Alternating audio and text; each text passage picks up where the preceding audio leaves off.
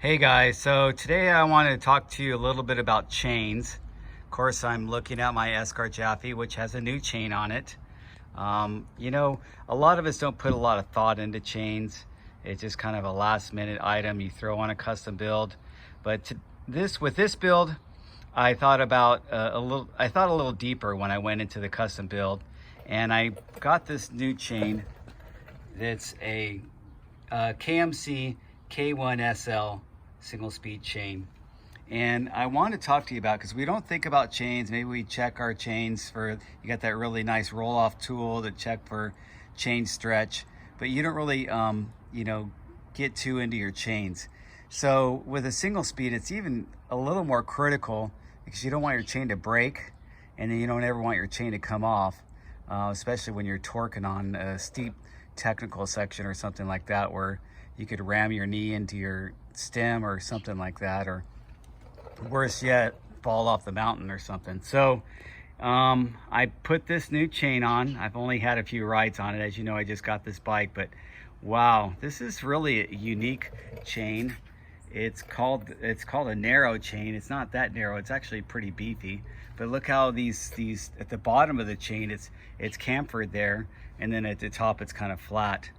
And I really like KMC chains because, they have that master link.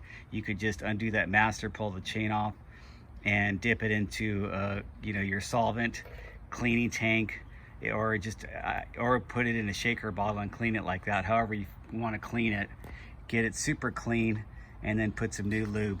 Now I'm using this finish line ceramic right now. I've been using the finish line dry because it's really dry here. I don't go through a lot of water crossing, but I'm going to try the ceramic this time.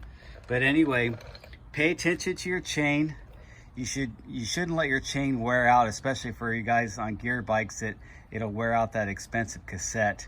With me, it's a little less expensive with just a single speed cog. It's not that big a deal, but or a chain ring. But with a multi-gear bike, you got that expensive cassette if you upgraded and got the real expensive that, I guess, Eagle cassette or the Dura Ace cassette on your road bike, or I'm not sure. I just, I use the inexpensive Sunrace on one of my geared bikes, and on my gravel bike, I think it's got the Shimano Ultegra cassette because I like Shimano, and it's got the Shimano it's their Ultegra group set, but it was the group set that was made before they made the GX.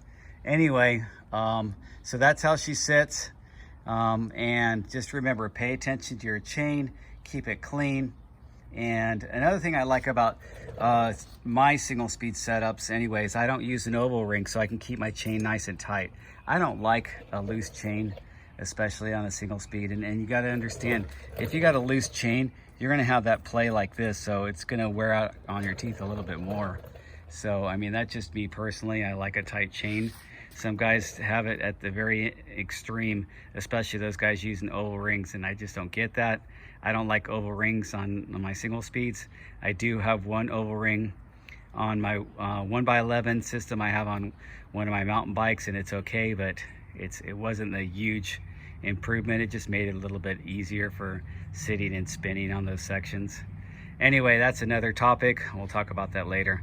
Thanks for watching.